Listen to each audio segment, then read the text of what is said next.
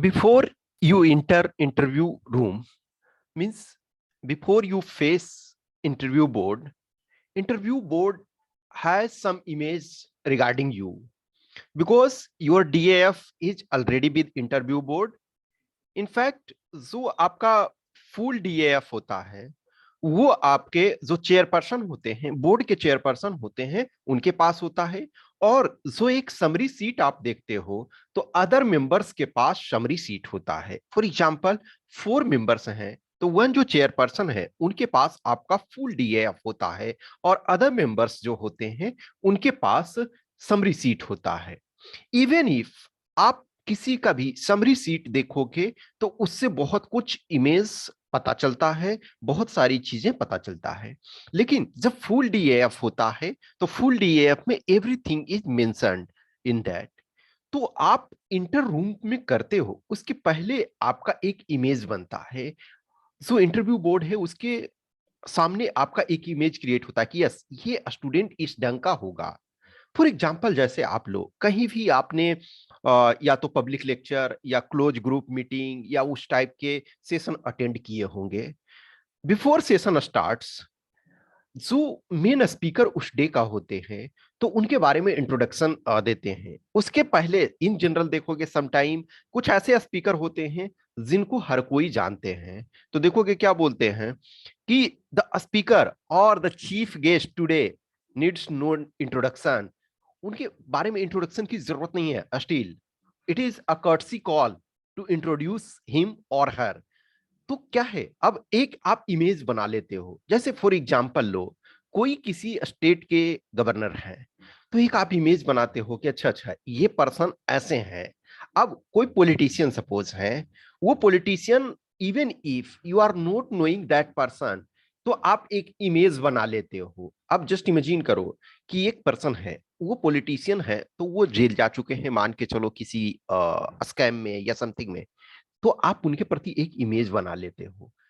लेकिन वही स्पीकर यदि उस इमेज के विपरीत बहुत अच्छा बोलते हैं, बहुत अच्छा सारी चीजों के आइडिया को करते हैं, तो क्या है, आप बहुत ज्यादा खुश होते हो। लेकिन एक बहुत अच्छा है, उनके प्रति इमेज जो आपका है बहुत अच्छा था, बहुत सारी चीजें आप उनके बारे में पॉजिटिव जानते हो कि he has done this this this. लेकिन जैसे ही वो बोलना स्टार्ट किए बहुत सारे इश्यूज जो टोटली अगेंस्ट बोले, तो आप क्या है, वो उनको खराब दोगे।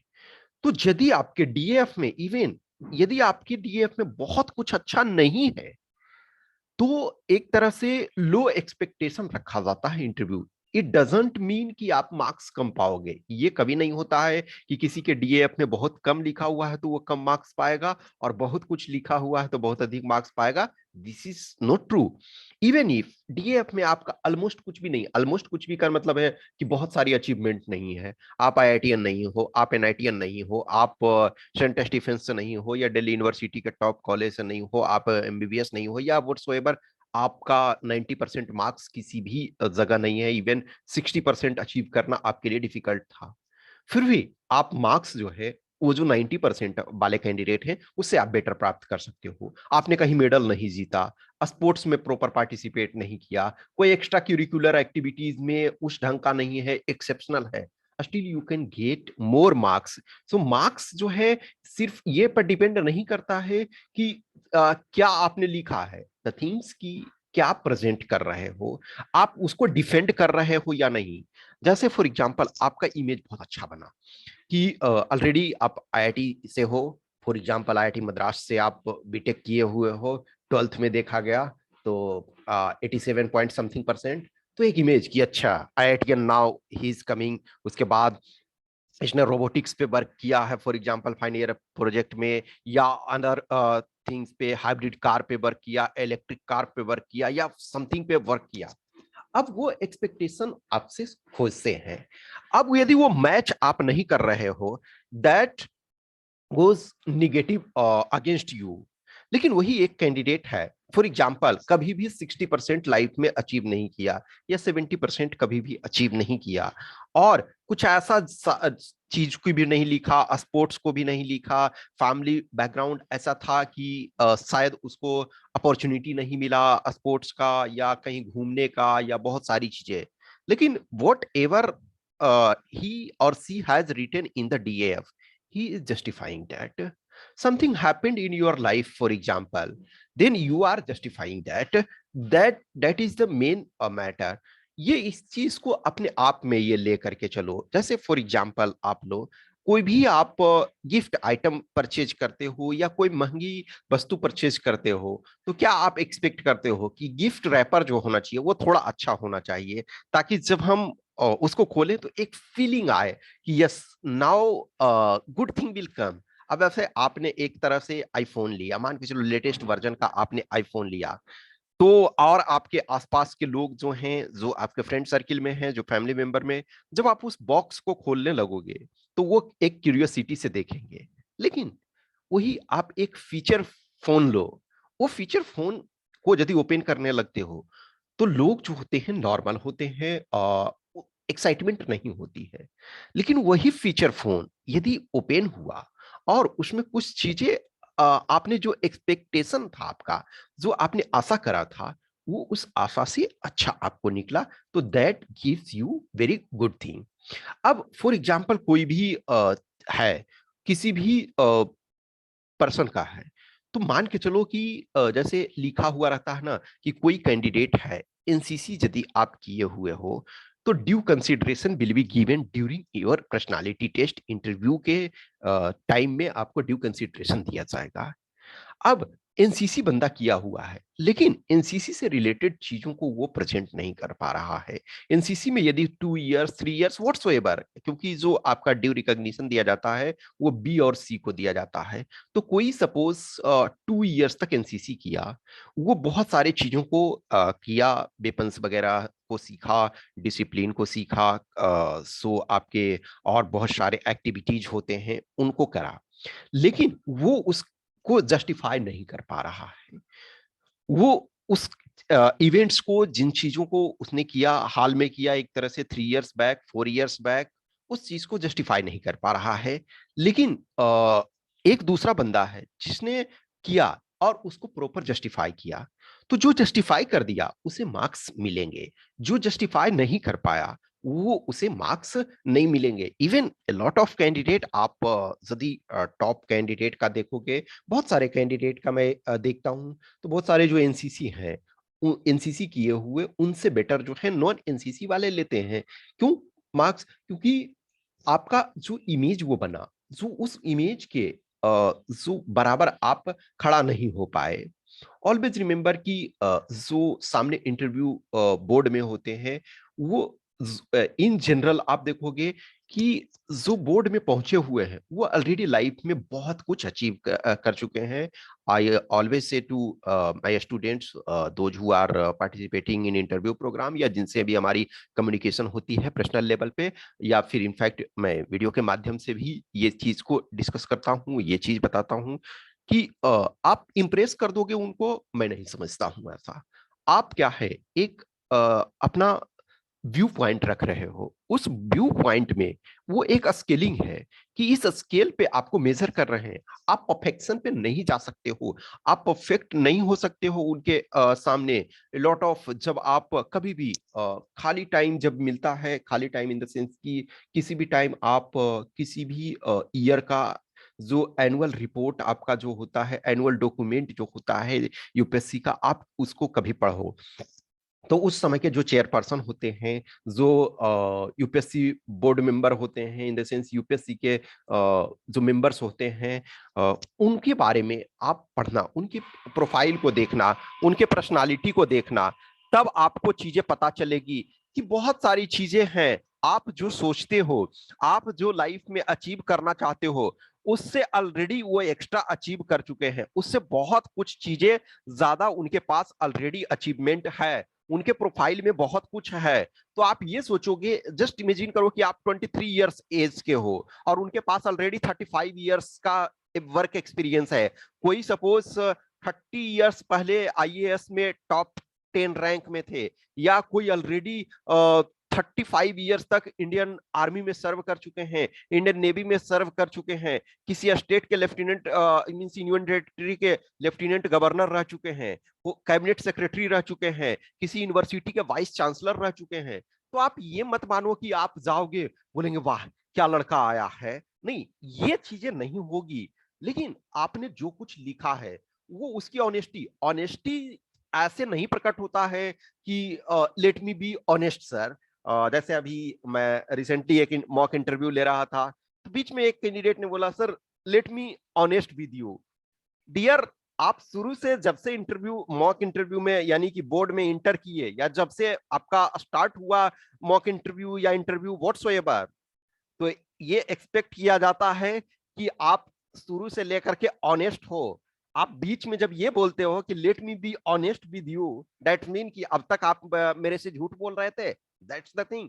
अब मतलब वो जो होता है, अब यहाँ आप ये बोर्ड को नहीं बोल सकते हैं कि शर्मा जी मतलब मत निकालिए, सीधा बात समझिए, नहीं ये आप नहीं कर सकते हो। You are there, you went there, you go to interview board to fetch marks. It is not about कि you will go and you will see कि सर अब तक जिन कैंडिडेट्स को आपने देखा था वो तो कुछ भी नहीं है। वो जो कहते हैं ना, फॉर एग्जांपल महाभारत देखोगे तो ये परशुराम जी कहते हैं भीष्म पितामह से, गंगापुत्र भीष्म पितामह से, देवव्रत से कि क्या तुम्हें पता नहीं है कि मैंने क्षत्रियों का कितनी बार विनाश किया है? तो बोला कि मैं जानता हूं गुरुदेव कि आपने अकेले ही सारे पृथ्वी के क्षत्रियों को पराभूत कर दिया है, परंतु अब तक आपको गंगापुत्र जैसे किसी भी क्षत्रिय से सामना नहीं हुआ है। इस गंगापुत्र देवव्रत का उदय तो अब हुआ है, और आप भी देख लें रणभूमि में कि आपका शिष्य कैसा है, और आपको पराजय का मुंह देखना पड़ेगा हमारे हाथों। तो इन द सेंस बाद में फिर वो बोलते हैं परशुराम जी कि अब शायद तुम जैसा शिष्य कदाचित किसी को मिलेगा। तो ये आप नहीं कर सकते हो कि आप उस लेवल के एक ऐसे हो कि आप जा रहे हो, इतने ज्यादा अचीवमेंट आपके पास है कि आप बोर्ड को धाराशायी कर दोगे, नहीं ये पॉसिबल नहीं हो सकता है। लेकिन आप अपने स्टैंडर्ड को मैच करने की कोशिश करो। What ever mistake you did, आपने कुछ मिस्टेक्स किया, आपने कुछ मिस्टेक कमिट किया, आप उस चीज को चेंज नहीं कर सकते हो। फॉर एग्जाम्पल कोई मान के चलो कैंडिडेट है 8 ईयर्स पहले उन्होंने 10th किया, या किसी ने 6 ईयर पहले किया, या किसी ने 5 ईयर्स पहले 10th किया। अब उसमें यदि आपका स्कोर कम था, मार्क्स कम था, आप उसको कुछ नहीं कर सकते हो, आप उस चीज को चेंज नहीं कर सकते हो, लेकिन उसको जस्टिफिकेशन तो दे सकते हो। 4 ईयर्स पहले, 5 ईयर्स पहले आपने 12th किया, आपके मार्क्स खराब आए, दैट डजेंट मैटर। आप लेकिन आज जस्टिफाई तो कर सकते हो कि क्यों एक्चुअली हुआ। आप उसको हिस्ट्री में जाकर के चेंज नहीं कर सकते हो, लेकिन उस चीज को जस्टिफिकेशन दे सकते हो। लॉट ऑफ कैंडिडेट बोलते हैं सर मेरी इंग्लिश वीक है। डियर, इंग्लिश वीक है ये चीज आपको पता चल गया, यदि पता चल गया तो आप उस पर वर्क करो, अभी टाइम है।